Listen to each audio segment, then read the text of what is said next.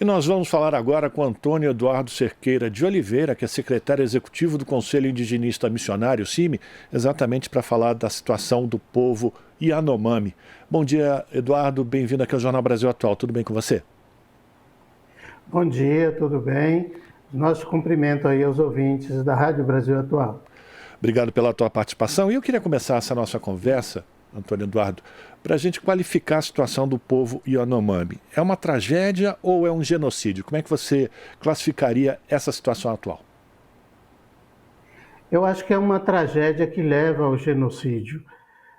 Isso já vem acontecendo há alguns anos, tem sido denunciado, inclusive pelo Supremo Tribunal Federal, pela ONU, pela OEA, e encontrou uma resistência muito forte do governo que saiu, do governo do senhor Jair Bolsonaro, que intencionalmente desestruturou todas as políticas de proteção aos territórios indígenas no Brasil, e em especial o território Yanomami foi aberto para a exploração mineral por parte de garimpeiros em uma situação de extremo desrespeito e descaso para com a vida daquele povo.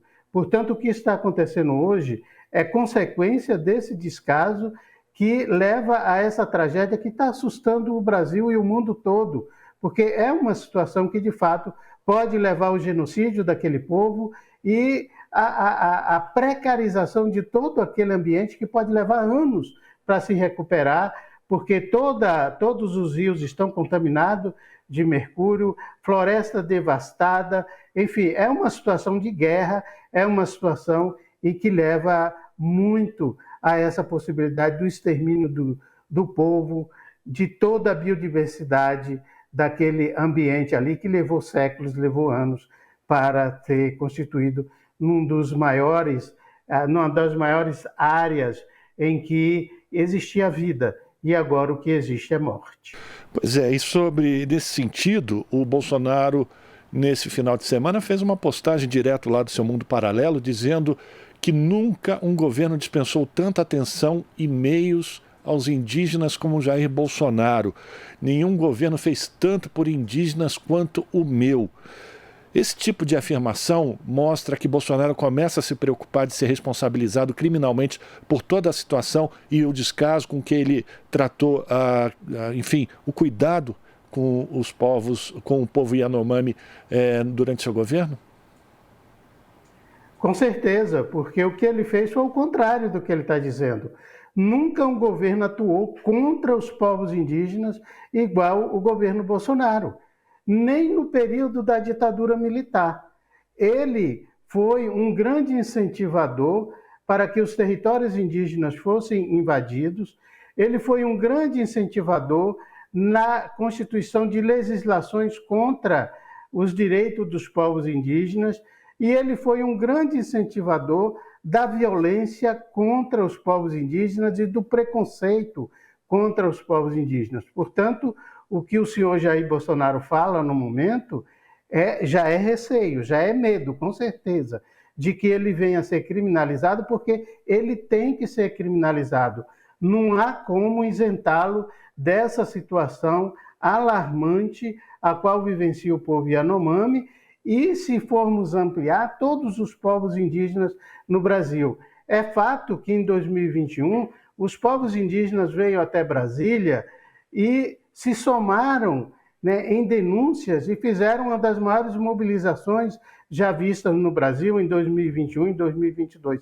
Isso não foi por acaso, foi porque a situação de fato era grave e estava levando ao genocídio muitos povos indígenas, porque nós estamos hoje vivenciando a situação do povo Yanomami. Agora, existe no Brasil mais de 100 relatos da existência de povos livres, e esses povos livres, eles estão, de fato, sob intensa ameaça devido a essa invasão e esse contato extremamente nocivo à sua vida e que viola qualquer tipo de direitos humanos no Brasil e no mundo. Agora a gente precisa também entender Eduardo, a responsabilidade do governo estadual de Roraima, porque a gente criminaliza ou mostra todos os desmandos e falta de ação do governo Bolsonaro, do governo federal, mas o governo estadual também foi muito leniente com toda essa situação, não? Foi uma somatória. Nós tivemos aí ações do governo estadual de Roraima, oferecendo inclusive projetos de lei para que os maquinários dos garimpeiros não fossem destruídos, não fossem apreendidos, não fossem destruídos, ou seja, beneficiando, né, os garimpeiros invasores. Nós tivemos por parte do Congresso Nacional a articulação do Centrão para aprovar o PL 490, que desestrutura todos os direitos dos povos indígenas e possibilita a exploração dos territórios indígenas, muda o Estatuto dos Povos Indígenas, e nós tivemos por parte do governo federal o oferecimento do PL 191, que foi recepcionado pela Câmara Federal e foi criado, inclusive, comissões e grupo técnico para poder aprovar esses PLs que precarizava, né, os direitos dos povos indígenas e possibilitava a exploração desses territórios. Portanto, foi uma somatória, sem contar na atuação nefasta e totalmente desqualificada e intencionada da Fundação Nacional do Índio, através do seu presidente, o senhor Marcelo Xavier. E aí, já que você falou da FUNAI, eu queria a sua avaliação dessa mudança de postura do governo Lula com relação a esses órgãos. Você acha que agora, inclusive com a direção de um líder indígena, essa possibilidade de atender de maneira, atender as necessidades de uma forma que respeite as tradições indígenas, possa efetivamente ser colocada em prática? É muito bem-vinda a mudança e não poderia ser diferente. A situação na FUNAI, ela é totalmente esdrúxula, porque ela foi constituída no sentido de proteger os direitos dos povos indígenas.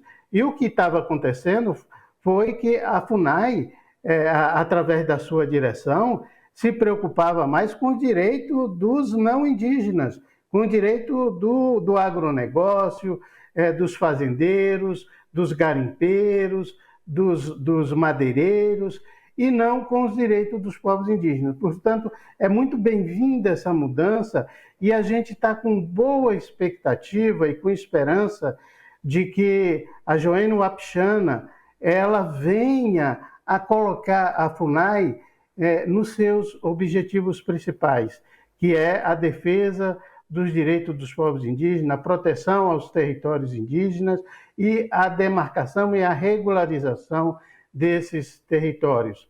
Achamos que vai ser difícil no início, devido à total desestruturação do órgão, mas temos esperança de que essa mudança, né, ela ocorrerá e os povos indígenas vão contribuir, as entidades indigenistas, os movimentos sociais, os governos, tanto a nível federal como o governo de outros países vai ajudar, porque a situação é calamitosa.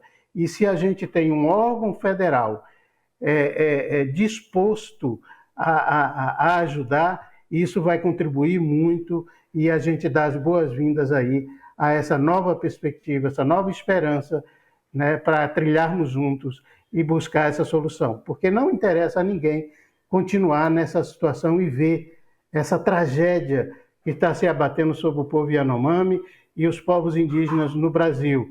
Lembrando que o povo Guajajara tem sido vítima disso, o povo Guarani Kaiowá no Mato Grosso do Sul, o povo Munduruku, o povo Pataxó no sul da Bahia. Enfim, é uma tragédia que se abate no país e nós precisamos desse retorno da normalidade, do cumprimento das leis e dos órgãos funcionando a partir dos seus objetivos principais. A gente está conversando com Antônio Eduardo Cerqueira de Oliveira, que é secretário executivo do Conselho Indigenista Missionário, o CIMI. Eduardo, você falou sobre a mobilização dos indígenas em Brasília nos últimos anos, e aí a minha questão é: qual é a surpresa dos grandes veículos de comunicação quando noticiam agora essa situação criminosa contra o povo Yanomami, que durante esses anos todos fez de conta que nada estava acontecendo. A grande mídia também agora está tentando se aproveitar de uma forma sensacionalista desse genocídio da população indígena? Também, porque, veja bem, a situação Yanomami, ela é conhecida há mais de 20 anos, né? A situação de descaso, né? A situação em que o povo Yanomami vivencia essa situação de desnutrição, né, a situação referente à saúde e à desproteção do seu território, isso é vivenciado e é denunciado em vários órgãos internacionais, inclusive. Existem recomendações da ONU desde 2020 para que o governo brasileiro tomasse providências. Providências essas solicitadas também pela Organização dos Estados Americanos, né? Em 2020 também, o Supremo Tribunal Federal, através da DPF 709, já determinava que o governo federal tomasse providência para a retirada dos garimpeiros da área. E isso tudo era divulgado a nível nacional e internacional. Mas a situação caiu numa normalidade. É claro, e concordo plenamente, que a imprensa no Brasil não teve o devido cuidado, não deu a devida importância a esse fato, e agora está dando como se fosse uma coisa nova, como se fosse uma novidade. E não é, né? As crianças que a gente viu em estado até cadavérico, né? Uma situação alarmante, devemos pensar quantas já morreram em anos anteriores. O CIMI, todo ano ele lança o relatório de violência contra os povos indígenas, e todo ano a gente relatava essa situação da mortalidade infantil do povo Yanomami, né, da situação da desproteção do território e dessa violência contra o povo Yanomami.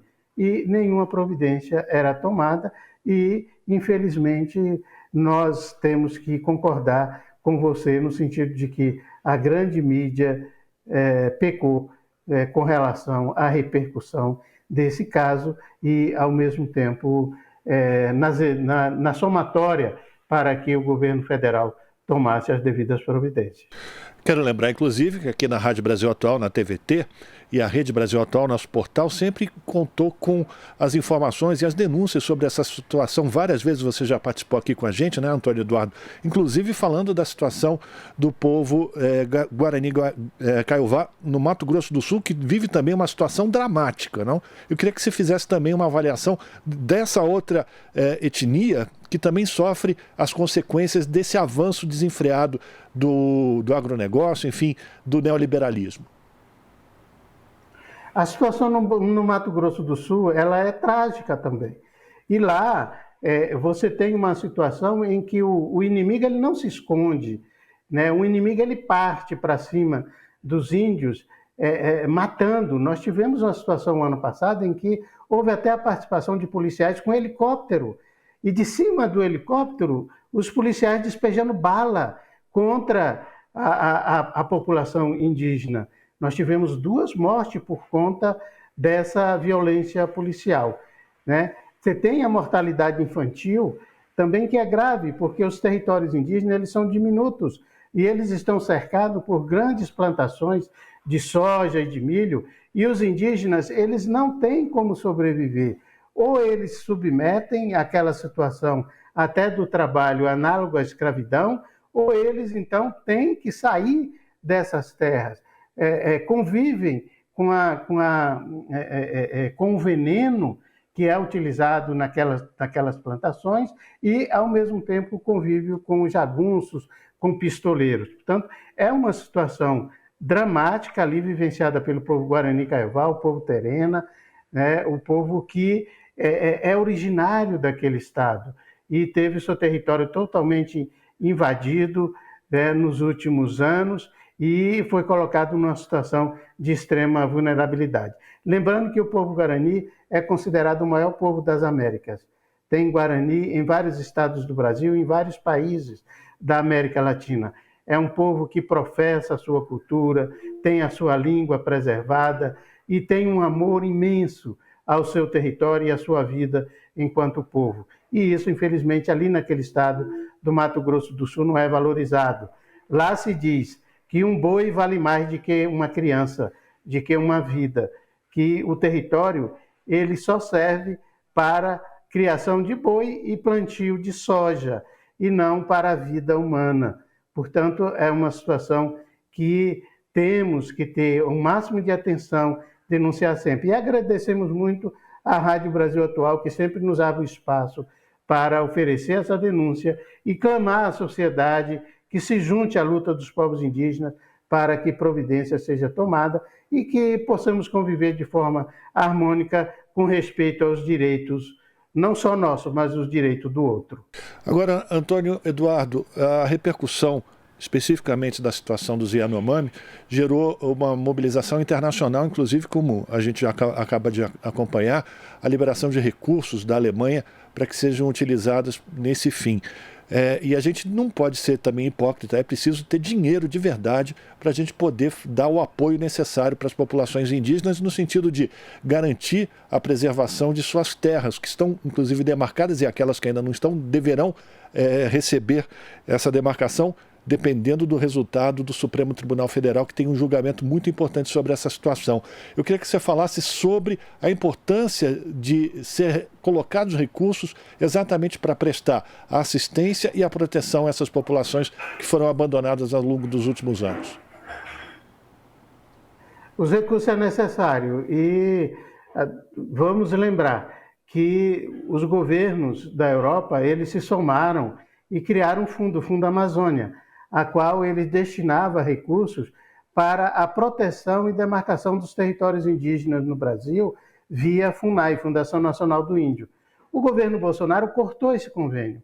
Ele não quis esse convênio com os países da Europa para a proteção desses territórios. Foi um crime, né? E agora, com esse novo governo, esses países eles retornam a esse procedimento e chama o governo novamente para poder negociar a continuidade do Fundo Amazônia, que é necessário e é muito bem-vindo, porque a situação em Yanomami ela vai requerer, de fato, esse cuidado emergencial com a saúde, né? E ali vai ter que ter transporte, que é caro, a área é extensa, vai ter que ter o transporte aéreo, o transporte de barcos, os recursos humanos e ao mesmo tempo medicamentos e alimentos. Então, esse tratamento emergencial ele é necessário e para isso, é fato, tem que ter recursos financeiros e recursos humanos, né? Mas temos que também continuar mobilizados para que os garimpeiros sejam retirados. E isso vai requerer também uma atitude política, né, do governo, né? Vai ferir muitos empresários, vai ferir governos, mas tem que ser retirados os garimpeiros. Então, nesse momento, é fundamental essa atitude no sentido de dar assistência àquela comunidade com relação à saúde e alimentação. E o próximo passo é a retirada dos garimpeiros e também a proteção do território. Tem que existir a criação novamente das bases de proteção, as Forças Armadas têm que atuar a partir das suas finalidades, porque houve também negligência das Forças Armadas no sentido da proteção daquele território, porque é impossível a gente conceber que um território que está sob a guarda das Forças Armadas hoje tenha 30 mil garimpeiros. Como foi que eles entraram? Né? Utilizando aviões, utilizando pistas de pouso das próprias Forças Armadas, né? Utilizando base das Forças Armadas. Então, houve uma negligência que precisa ser apurada e precisa ser consertada para que não ocorra mais. Então, a retirada dos garimpeiros e essa nova postura dos órgãos públicos vai ser fundamental para que isso não ocorra mais. Além, é claro, concordamos plenamente com a somatória de recursos financeiros e recursos humanos para que tenhamos, de fato, socorro imediato àquela população. Como é que você avalia esse julgamento que ainda não foi concluído no Supremo Tribunal Federal e como ele pode impactar também no sentido de proteger e garantir a existência desses povos? Os povos indígenas no Brasil, eles entenderam desde 2020, que o recurso extraordinário que está no Supremo Tribunal Federal, que discute duas teses, a tese do marco temporal, contrária à Constituição Federal, e a tese do indigenato, que vem a conceber a Constituição, os artigos da Constituição Federal, ela é fundamental para a sobrevivência dos povos indígenas do Brasil. Então, o Supremo Tribunal Federal está sendo chamado a esse julgamento no sentido até de ver o que diz a Constituição Federal, porque cabe ao Supremo Tribunal Federal essa tarefa. E os povos indígenas, eles têm colocado que é fundamental, porque boa parte das invasões que ocorrem hoje nos territórios indígenas, ela vem a partir dessa tese do marco temporal, que preconiza que os povos indígenas, se eles não estavam em seus territórios no ano de 1988, quando foi promulgada a Constituição Federal, esse território ele não pode ser considerado território tradicional. Portanto, ele é passível de invasão e os indígenas têm que ser retirados desse território. Veja bem a tragédia que vai ser no Brasil, com mais de 500 territórios que hoje é reivindicado pelos povos indígenas, os povos indígenas serem retirados desses territórios para que a iniciativa privada tome posse deles. Então, é uma tese nefasta ao direito dos povos indígenas. Esse julgamento ele teve início em 2021, teve continuidade em 2022, mas foi paralisado. E esse ano a gente tem feito esforços, vamos continuar fazendo os esforços junto com o movimento indígena, para que o Supremo Tribunal Federal retome esse julgamento e traga paz, traga harmonia para os povos indígenas, para as suas comunidades, porque está todo mundo sobressaltado, está todo mundo com medo devido a esse tipo de insegurança jurídica que está existindo hoje no Brasil, com essa tese contrária aos direitos, contrária ao que diz o artigo 231 e o artigo 232 da Constituição Federal. Portanto, nós estamos fazendo os esforços, o movimento indígena, ele agora em abril, ele vai ocupar novamente Brasília e vai até o Supremo Tribunal, né, argumentar e exigir que o Supremo Tribunal Federal retome esse julgamento para trazer paz à vida e à vivência dos povos indígenas no Brasil. Achamos que há uma possibilidade, uma esperança, e tudo tem se somado para que esse julgamento venha a ocorrer e que os artigos constitucionais sejam reafirmados através dessa vitória que com certeza vamos ter no Supremo Tribunal Federal. Agora, Antônio Eduardo, eu queria que você falasse também da importância da responsabilização dos envolvidos nessa situação atual para que esses fatos não voltem a se repetir, não importa em qual governo esteja, enfim, à frente do Executivo. A importância da justiça ser presente diante desses crimes todos que são cometidos contra os povos originários. Primeiro, o próprio presidente da República, que colocou para a sociedade nacional que os índios, os povos indígenas no Brasil são contra o desenvolvimento, são contra a soberania nacional, e fez toda uma argumentação ferindo, né, a esse bem maior que são os territórios indígenas. Então, o presidente da República ele precisa ser responsabilizado por essa situação.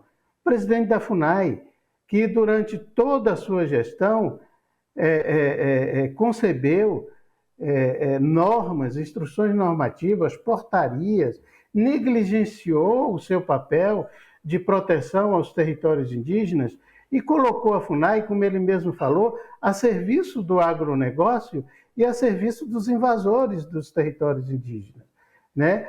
O governo de Roraima, que veio a ser um governo totalmente contra os direitos dos povos indígenas ali naquele estado, junto com a Assembleia Legislativa, né? A bancada ruralista aqui na Câmara Federal e no Senado Federal, né?